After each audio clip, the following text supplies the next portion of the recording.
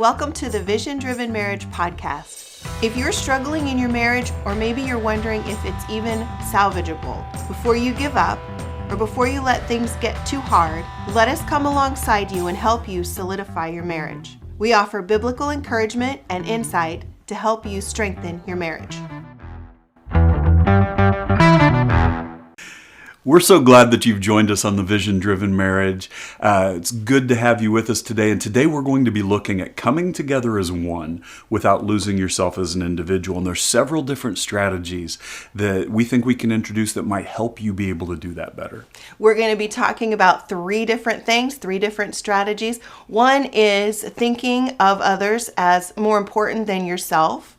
The other one is dream together. Yeah. And the third talking point that we're going to go over is let your callings complement each other. You know, and all of these are things that you can take and plug in, regardless of where you are. You can start to use them now, and we want to encourage you to seek after God's will. So let's go ahead and get started with the first one. In Philippians chapter 2, verse 3, we're told that all of us are to think of others as more important than ourselves, and we know that that's going to apply in a marriage relationship as well. And so what we need to look at is, how can I, as a husband, think of my wife as more important than myself in the decisions that I make, and how can Leslie as a wife think of me more important than herself in the decisions she makes, so that together we can come together as something greater than we've ever been individually.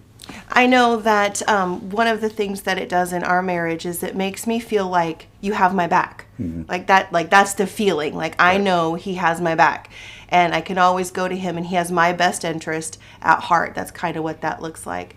And in our previous episode, Nora Tatina talked about that being the attitude of humility in a marriage, and that should be the posture. That was the word she used, right? The posture of humility, and that should be our posture in marriage. And that's what it looks like, is to think of your spouse as more important. Notice the more important part, not better than. Right.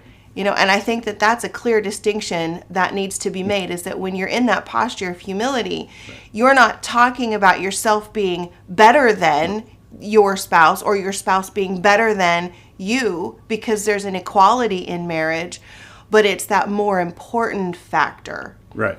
The consideration that is where you start your decision-making process is kind of what that looks like. And, you know, too often we see, I know in our relationship and also in relationships, countless numbers of people have told us that they've dealt with that feeling of, I really wish my spouse wouldn't do something. And sometimes it even comes across being voiced as, you know, you need to fix them because there's something wrong with my spouse.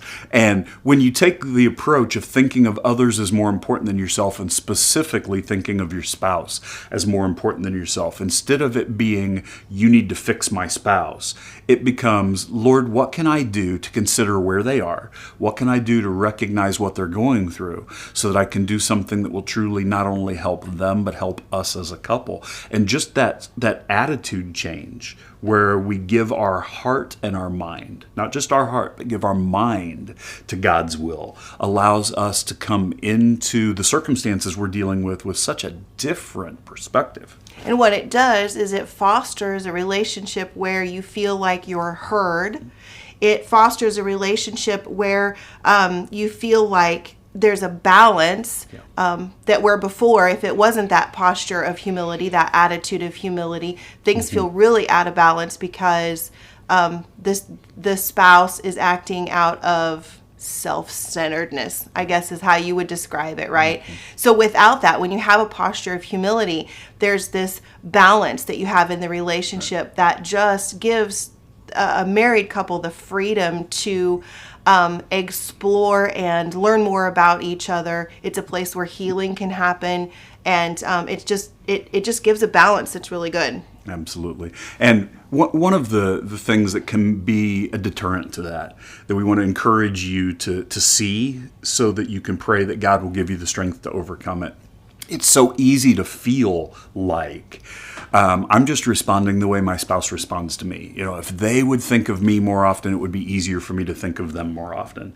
But one of the things that Nora shared really encouraged my soul when she said that each of us should say, I'm going to be the first one to run to the cross. Yes. And so take responsibility for your own humility and be the first one to run to the cross. I think that is a very important thing. Instead of saying, well, you in your marriage, instead of saying you should be thinking more of me, it's I'm going to work harder to think of you. I'll be the first one to run to the cross and ask the Lord for that strength. Because here's the thing, when you have a biblical concept that is the thinking of others is more important than yourself. If you run to the cross and say, Lord, I don't know how to do this. This is how I feel, and it's self-centered, and I wish that I wish my spouse would be more X, Y, and Z, right? But you're the first one to run to the cross, and you say, Lord, I need some help in this area. He's going to meet you right there, and he's going to give you the strength and the wisdom to understand what it looks like to think of your spouse as more important than yourself. And it's going to start a cycle in your marriage that is just a blessing. It's just a blessing.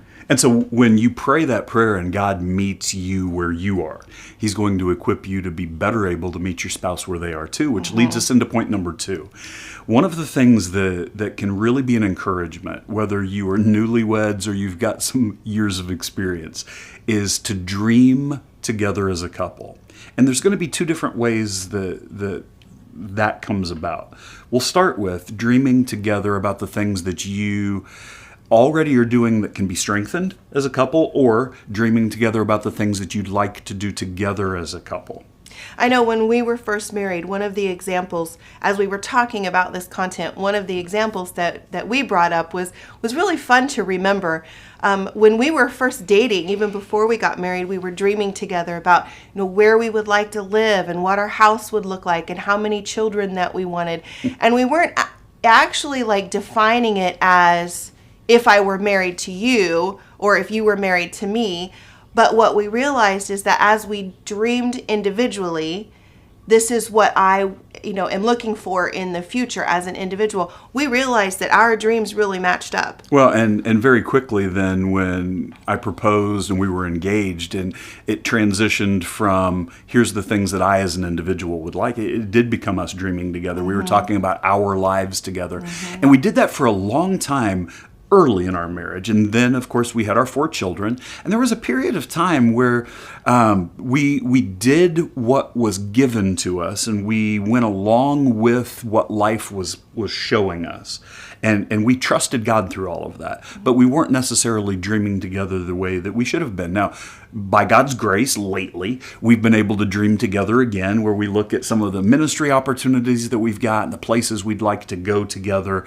Some of the things that we see God doing, as Leslie was getting her master's degree, and as we were looking at ministry opportunities through Heart Call Ministries, some of those things became easy ones. But then just dreaming together about what we wanted to see God do.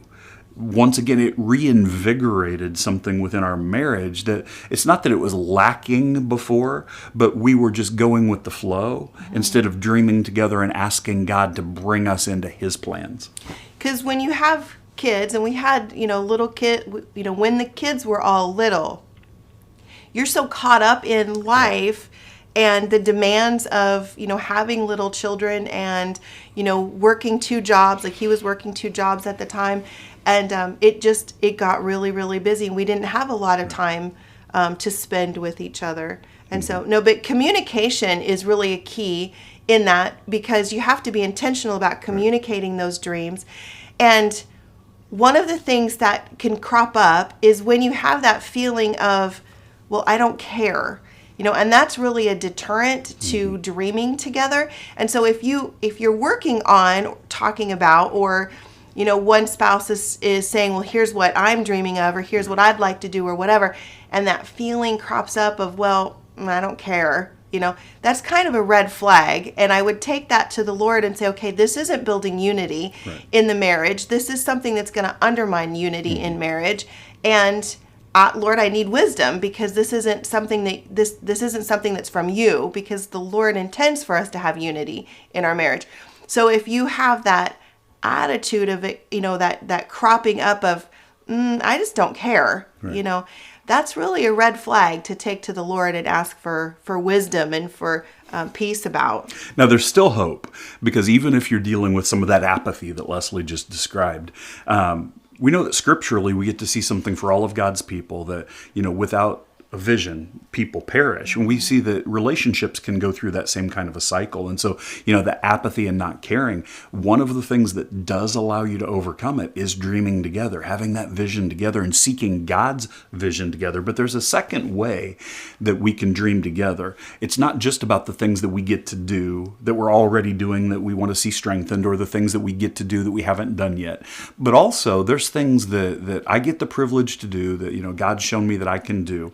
And it's not something that Leslie gets to walk with me in that moment, but she gets to walk with me as an encourager and strengthener. And likewise, there's things that she gets to do every day, which are incredible, that I don't get to come alongside her while she's doing them, but I get to pray for her, and I get to encourage her, and I get to strengthen her, and I get to support her in every other way. And so dreaming together sometimes means to care about what's important to your spouse, even if it's not something that the two of you will physically be doing together. Emotionally and spiritually, you still can. The examples of those is you as a pastor. Right.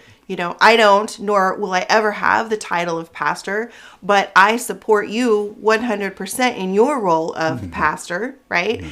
And that means that there's boundaries there, that there's things that he deals with and places that he leads as a pastor that I don't have the privilege of knowing. It's just how it goes. But I emotionally support you in those, and I pray for him daily. Right. So there's that. And then the counseling room when the roles are reversed, the counseling room is the same.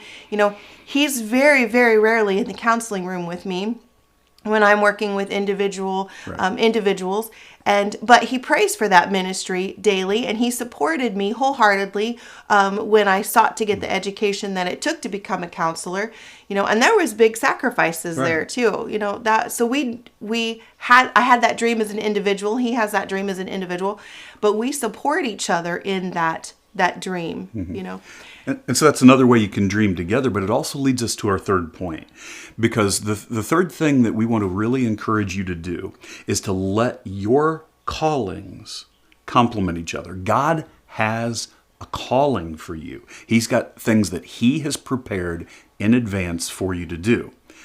When we truly understand that God's got a calling for us, and he's brought us together, and he sees us as one, we need to understand that it's truly important. It's really going to be something that will be healthy and good for us to recognize, for me to recognize God has given Leslie a calling, and the calling that she has will complement the calling that I have. And then together as a couple, we get to see God's blessing of what it means to be one. Now, here's the thing that Leslie was just talking about, though. There are things that I do. There are things that she does. She has not lost who she is as a person. I've not lost who I am as a person. As a matter of fact, who we are as individuals continues to be strengthened by God. But he brings us together as one in unity, not so that we can lose our identity. Thinking of somebody else as more important doesn't mean you disappear. It's kind of exactly the opposite, because what God brings us together as one is going to allow us to be stronger than we could ever be, not to disappear. And so Leslie's got a couple of concepts that I know are really going to encourage some of your hearts. Well, one of the things that Nora Tatina spoke about in last week's episode was a concept that they called two green lights, right? And when you're talking about working together, dreaming together, ministry callings being aligned, one of the ways to build a unity in a relationship is to understand that alignment isn't something that happens naturally. You have to work at that alignment. And one of the ways to do that is to commit to a standard that when there's not 2 green lights, you don't move ahead. If one spouse is not moving ahead on a dream or a concept or whatever, there has to be 2 green lights. So you just determine, like, okay, is one person dragging their feet or is one person running ahead? And just bring that to the Lord and say, okay, we don't have 2 green lights, so we're not moving forward on this until we figure out what God's timing is. Right. And it can be one way or the other. It might be that one spouse is running ahead, or it might be that one spouse is dragging their feet. Either way, you know that you don't have unity, and that's a red flag to stop and bring that before the Lord and say, okay, we don't have unity. We're going to seek wisdom about this. We're going to seek that unity that we know the Lord is that wants to instill in our marriage, and just slow down that decision process and honor your spouse by not running ahead without them or not dragging your feet, but making that commitment to both run to the cross at that point and say, okay, this is where we need the Lord to kind of build up that unity so that we can move forward together. Right. And too often we see people who aren't on the same page because a decision that's important, and it may be a very simple decision like, do we go ahead and start our child in preschool now, or do we wait a year? It could be something like that. It could be, are we going to go ahead and purchase a home this year? Should we start looking now, or are we going to continue to rent?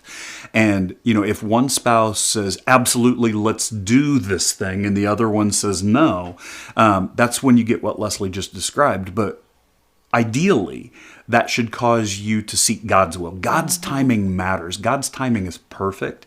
And so if you come together looking for God's timing, He'll show you when it is time to put your child in preschool, when it is time for you to stop renting and look to buy, when it is time for you to step up and start teaching that Sunday school class, whatever it is. But the unity matters. Those are the things that are going to allow you to come together. Now, we were talking about decisions, but specifically, it's let your callings complement each other. You see, as Leslie's been called more and more and more by God to minister to women, to counsel women, to go to women's in activities and engagements and church functions and speak to them, what we see is as an example of what it should look like to really not only have 2 green lights, but to understand the concept of complementing the calling that your spouse has. We are not the same people. We don't have the same talents. We don't have the same gifts. You and your spouse probably don't either. And so that can be a source of wonderful attraction. It can be a source of incredible frustration. And, the very things that make us different are wonderful and terrible all at the same time. But when you understand God's calling on your spouse's life and you come in intentionally to support it, you're going to be finding out what kind of unity exists even in the midst of those differences. But communication is going to be the key. I can't have a clue how Leslie's calling is affecting her unless she's sharing with me while she's going through it, while she's looking at what she's supposed to do, so that I can encourage and support and truly understand that I don't have to do what she's doing. I'm not made the way she's made. But I get the privilege to be able to be a reason why she's able to succeed in what God's called her to do. And vice versa. I mean, there's stages that I'm not going to step on, and people that I'm not going to address, and that you would do that, but understanding and communicating how that works. And communication is definitely the key here, and dreaming openly and talking about those dreams, and that builds connection and builds unity. But I do want to encourage you. It's not just in the things that we shared. We were talking about the spiritual calling God's given to us for ministry. It can be other things that are as simple as one of the two of you wants to open up your home to have other couples come in and just have people in of of an evening and, food and games, and the other one is really struggling with opening up your private space to couples. It can be something as simple as that. Understanding that if your spouse has this calling to hospitality and you're struggling with it, you need to be seeking God's timing. You don't have two green lights if somebody's uncomfortable with it, and that's okay. Prayerfully seek that together. Understand how it is God's going to strengthen you to support the calling that he's given to your spouse. And it may not happen immediately, but it will happen in God's timing, where you'll understand, even if you are an introvert, my spouse has been given this gift of hospitality. How can I support this? God's going to allow us to come together in unity, even in this thing I don't want to do. Right. And so our 3 talking points today were, think of others as more important than yourself, specifically your spouse, right? Think of your spouse as more important than yourself. Dream together, right? Yeah, and let your callings complement each other. We're Doug and Leslie Davis. We are so glad that you joined us today, and we are praying that God will give you all that you need to solidify your marriage.